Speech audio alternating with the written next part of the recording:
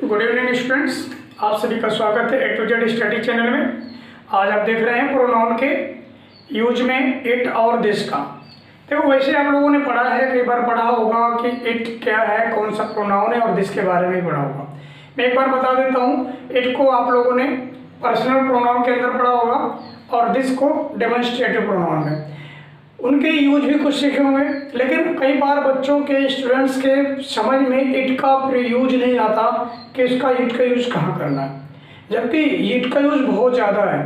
तो उसके इट के यूज में परेशान हो जाते हैं, काफ़ी डाउट्स होते हैं कि कब करना है, कैसे करना है, ठीक है। और दिस के प्रयोग को भी समझें। कई बार इट और दिस के प्रयोग में दोनों में बड़ा कन्फ्यूजन हो जाता है, तो इन दोनों के अंतर को समझेंगे। हम दोनों को अंतर को समझते उनका प्रयोग कब करना है, कहाँ करना है, उन चीज़ों को ध्यान देंगे, ठीक है। तो उसी सारी चीज़ों को जानने के लिए वीडियो को पूरा अंत तक अच्छे से देखें, ध्यान से देखें, ठीक है।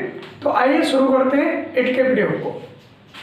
देखो, पहले ये कि प्रोनाउन इट जो है, इसका प्रयोग हम करते हैं बेजानदार वस्तुओं के लिए, अर्थात निर्जीव वस्तुएं, नॉन लिविंग थिंग्स के लिए। तो कैसे करना है उनके लिए, जैसे यहाँ पर आप देख सकते हैं यूज में दिस इज योर हाउस। अब यहाँ पर देखो,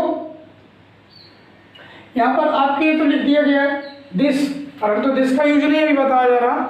अभी आपको यहाँ ध्यान देना है इट पर, कि इट कहाँ पर किस सेंस में यूज हुआ। अभी इसके बारे में नहीं, इसको बाद में बताएंगे। अभी इट के यूज पर ध्यान देना है कि इट का यूज कहाँ पर किया, किस सेंस पे किया है। तो यहाँ पर जैसे दिस इज योर हाउस, ये आपका तुम्हारा मकान है। It is a big house, कौन किस हाउस की बात कर रहे हैं? It is a big house, यह बड़ा मकान है। किसकी बात कर रहे हैं हम? यानी उस मकान की जो तुम्हारा है। एक बार ये कह सकते हो कि जिसके बारे में जिक्र पहले हो चुका है, जिसका डिस्कशन, जिसके बारे में चर्चा पहले हो चुकी है, उसके बारे में हमें दोबारा बात करनी है, अर्थात वो लाइवलेस है। तो उसके लिए हम इट का यूज करते हैं। यहाँ पर एक बार ये ध्यान रखिएगा, बेजानदार वस्तुओं के लिए हम इट का प्रयोग करते हैं। परंतु यहाँ पर कहें कि दिस इज योर हाउस, यहाँ पर इट क्यों नहीं किया? यहाँ पर नहीं होगा। यहाँ पर आपको जब किसी चीज़ को हमें संकेत करके बताने के लिए प्रयोग करते हैं तो हम डेमोन्स्ट्रेटिव प्रोनाउन का यूज करते हैं। डेमोन्स्ट्रेट, उससे आप डेमो मीन्स संकेत करना, अर्थात डेमोन्स्ट्रेटिव प्रोनाउन यूज करें। यहाँ पर पर्सनल प्रोनाउन यूज नहीं होगा, पर्सनल प्रोनाउन यहाँ पर यूज होगा, और वो भी बेजानदार के लिए किस तरह से प्रयोग करना है। अगला है कि छोटे जानवरों, चिड़ियों, कीड़ों के लिए, छोटे कोई जानवर हैं, कीड़े मकोड़े हैं, चिड़िया हैं, तो उन सब के लिए उनके सेंस में हम इट का प्रयोग करते हैं। जैसे कि there is a parrot, it is green, एक तोता है जो कि हरा है, तो इट इज ग्रीन, इट किसको डिनोट कर रहा है? पैरट को। इट किसके लिए यूज हुआ है? पैरट। आपने पढ़ा होगा ना कि प्रोनाउन किसको कहते हैं? वैसा तो जो किसी संज्ञा के बदले है, the word which is used in place of noun. तो यहाँ पर देख ले, पैरट को हमने रिप्लेस किया है, पैरट के लिए हमने इट को यूज किया है, ठीक है। पर्सनल प्रोनाउन का विशेष करके ऐसा है कि उसको पर्सन के रूप में यूज होगा, बट यहाँ पर ध्यान देना किसके लिए यूज करना? छोटे जानवरों, चिड़ियों, कीड़ों के लिए यूज करना है। तो यहाँ पर इट का जो यूज आया है पैरट के लिए आया। तो ऐसे ही आप चिड़ियों के लिए, कीड़ों मकोड़ों के लिए, या छोटे जानवरों के लिए यूज कर सकते हैं। जैसे I have a dog, it is very active.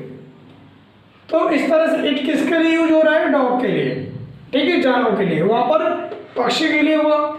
अगला है बहुत छोटे बच्चे के लिए, इंसानों के बच्चों के लिए बात कर रहे हैं। जानवरों के लिए तो करेंगे फिलहाल, इंसानों के भी बच्चों के लिए, बहुत छोटा बच्चा है उसके लिए भी हम इट का यूज करते हैं। क्लियर? जैसे यहाँ पर देखें, the child is wetted its dress, बच्चे ने अपनी ड्रेस भिगा ली है। तो इस तरह से, तो यहाँ पर ध्यान देना है कि इट का फिर कैसे, यहाँ पर अपना के अर्थ में दिया है। देखो, वहाँ पर आपने जैसे मैंने ही के साथ में ही लगाते हैं, पॉजिटिव केस है ना, आई के साथ माई लगाते हैं, उसी तरह यहाँ पर द चाइल्ड के साथ में वैसे बात करें तो बहुत गलती करने में क्या करते हैं स्टूडेंट, द चाइल्ड के लिए जब अपना शब्द का भाव देना है, बोध कराना है, तो वहाँ पर द चाइल्ड के सेंस के अपना के लिए क्या करते हैं? वो हिच कर देते हैं।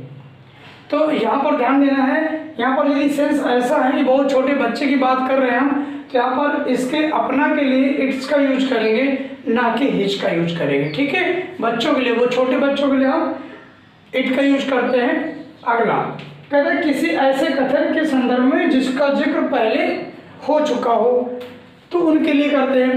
अर्थात देखिएगा example, he is giving a false statement and he knows it.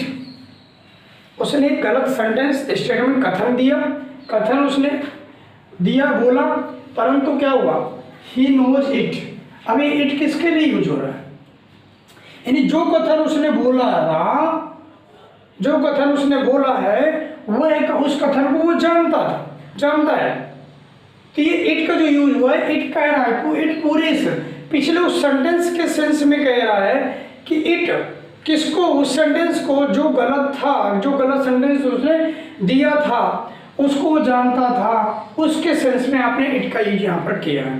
तो अर्थात किसके लिए, कि ऐसा कोई कथन हो जिसको पहले से जिसके बारे में चर्चा की जा चुकी हो, तो उसके लिए आप इट का यूज करेंगे उसके सेंस में। जैसे ही deserved his demotion as he knew it, यानी उसने अपने डिमोशन को इस तरह से डिजर्व कर लिया जैसे को पहले से जानता था। ठीक है, तो किसको, डिमोशन को। तो इस तरह से आपको ध्यान देना है जो पहले से जिक्र उसके बारे में हो चुका है। और आगे देखिए,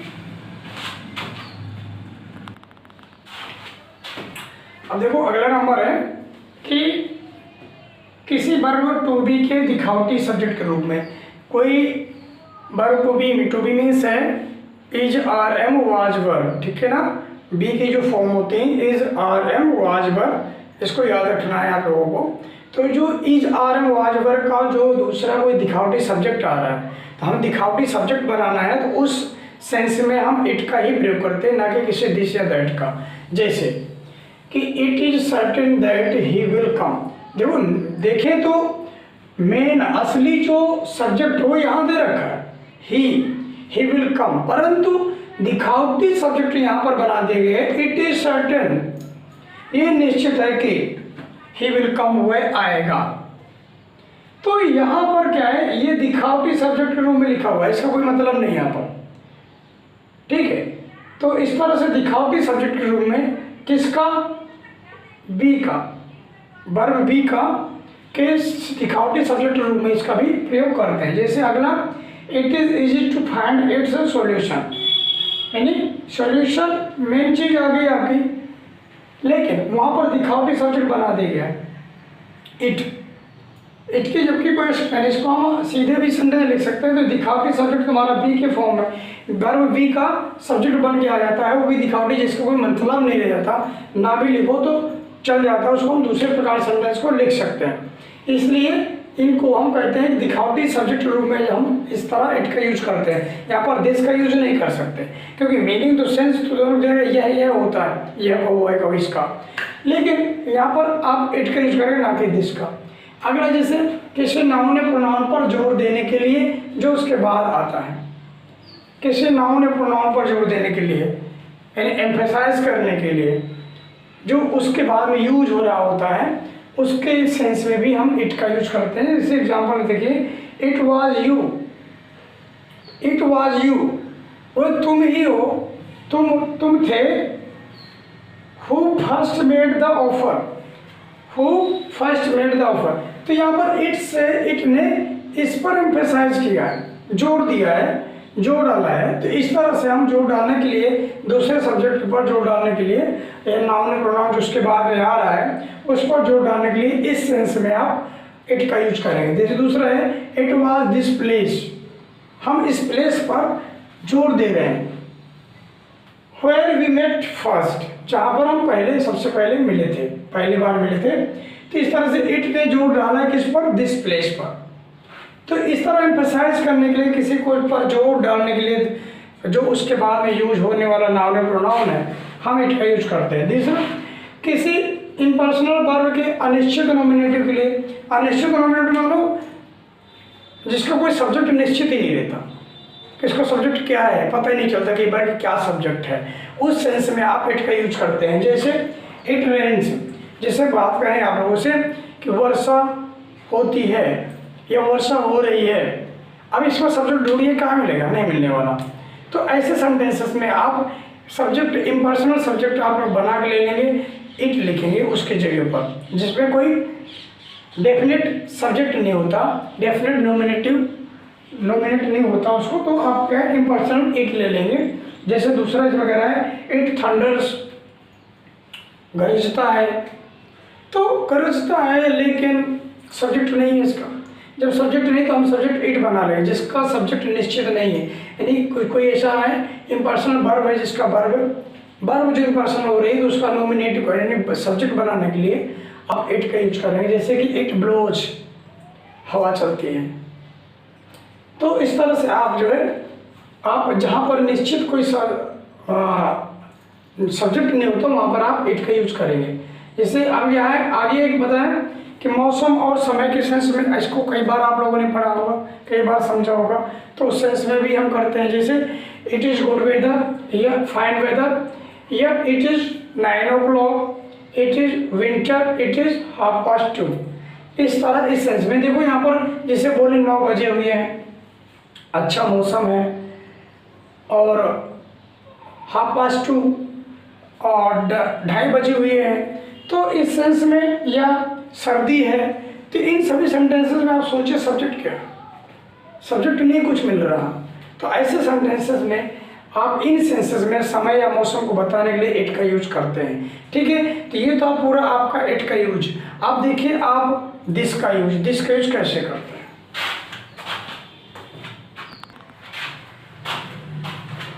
देखिए इसमें आप सभी समझिए, अब दिस के यूज में, दिस का बहुत बड़ा यूज नहीं है। एक चीज़ समझ लीजिए, इट और दिस के लास्ट मेन चीज़ समझ लीजिए कि अंतर क्या है। इट क्या यूज करते हैं, इट हम केवल इम्पर्सनल सब्जेक्ट के रूप में यूज करते हैं, और दिस का प्रयोग हम एक वास्तविक कर्ता के रूप में करते हैं, वास्तविक यानी रियल सब्जेक्ट के रूप में करते हैं, या फिर रियल सब्जेक्ट वास्तविक कर्ता को के बारे में कोई जानकारी देने के लिए, या फिर कोई और अलग से जानकारी देने के लिए हम दिस का प्रयोग करते हैं, ठीक है। आप और इट का यूज ऐसा इन जगहों में नहीं करते। इट का यूज केवल अगर वहाँ करते हैं यानी मौसम के को बताने के लिए, समय को बताने के लिए, या फिर किसी इम्पर्सनल सब्जेक्ट को बताने के लिए हम करते हैं, जहाँ पर कोई निश्चित कर्ता नहीं होता। अर्थात ये याद रखिए, जहाँ पर कोई निश्चित कर्ता नहीं होगा, निश्चित सब्जेक्ट नहीं होगा, तो वहाँ पर आपका इट का यूज करना है। जहाँ पर ये निश्चित है वहाँ पर आपको दिस का यूज करना है। दिस का यूज करने में देखो, किसी का परिचय बताना है, या कोई पता बताना है, या फिर किसी के बारे में थोड़ी जानकारी देनी है, या मोबाइल नंबर बताना है, तो ऐसे में हम दिस का यूज करते हैं। जैसे एक दो एग्जांपल देख लीजिए कैसे करना है। जैसे दिस इज माय ब्रदर, तो हमने यहाँ पर क्या किया, हमने अपने भाई का परिचय करवाया कि आपने पढ़ा है कि दिस क्या है, डेमोन्स्ट्रेटिव प्रोनाउन होता है। डेमोन्स्ट्रेटिव मीन्स होता है संकेत करके बताने के लिए जो भी यूज करते हैं, संकेत वाचक सर्वनाम। तो यहाँ पर हम संकेत करके, तो हम क्या करते हैं, दिस दैट दिस दोज, हमारे 4 डेमोन्स्ट्रेटिव प्रोनाउन होते हैं, उनमें से आप दिस के बारे में पढ़ रहे हैं, तो दिस का यूज क्या है, हम पास के किसी एक वस्तु के बारे में बताने के लिए, या उसका परिचय कराने के लिए, उसके बारे में कुछ कहने के लिए हम दिस का प्रयोग करते हैं, ठीक है। इस तरह से आप समझ सकते हैं कि दिस का प्रयोग क्या हुआ, हम किसी व्यक्ति के बारे में जानकारी बोध कराने के लिए, उसके बारे में कुछ बताने के लिए प्रयोग करते हैं। परंतु इट का यूज क्या हुआ, वो पर्सनल प्रोनाउन होता है। पर्सनल प्रोनाउन में वो इम्पर्सनल प्रोनाउन होता है, इम्पर्सन सब्जेक्ट रूप में यूज करते हैं, और वो अनिश्चित सब्जेक्ट के लिए यूज होता है, जिनका कोई सब्जेक्ट निश्चित ही नहीं होता, या समय या मौसम के लिए यूज करते हैं इट का। जहाँ पर निश्चित होगा वहाँ पर दिस का यूज करेंगे। किसी का परिचय करवाना है, किसी के बारे में कुछ बताना है, या फिर कोई मोबाइल नंबर बताना है या एड्रेस बताना है, वहाँ पर हम दिस का यूज करेंगे। और देखिए this is all India radio, यहाँ पर हम it is all India radio नहीं कहेंगे, फिर दिस इज यानी मोबाइल नंबर बताना है आपको, इस तरह बता सकते। जैसे किसी ने पूछा what is your mobile number, तो आप क्या बोलेंगे, दिस इज, इसके बाद ये आप अपना नंबर बताएंगे 7388578711। इस तरह से आप इनका दिस और इट का यूज करेंगे। ये डिफरेंस था, मेन डिफरेंस। इस तरह आप इनको कहीं भी आप यूज करते हैं, इस चीज़ को विशेष ध्यान दें। तो वीडियो आपको अच्छा लगा हो तो आप अपने दोस्तों में ज़्यादा से ज़्यादा शेयर करिए, और चैनल को दोस्तों सब्सक्राइब नहीं किया तो उसको सब्सक्राइब कर लें। मैं बार बार आप सब लोग रिक्वेस्ट करता हूँ, और सारे में पार्ट्स ऑफ स्पीच और सभी यूजेज में इंग्लिश के देने वाला। धन्यवाद।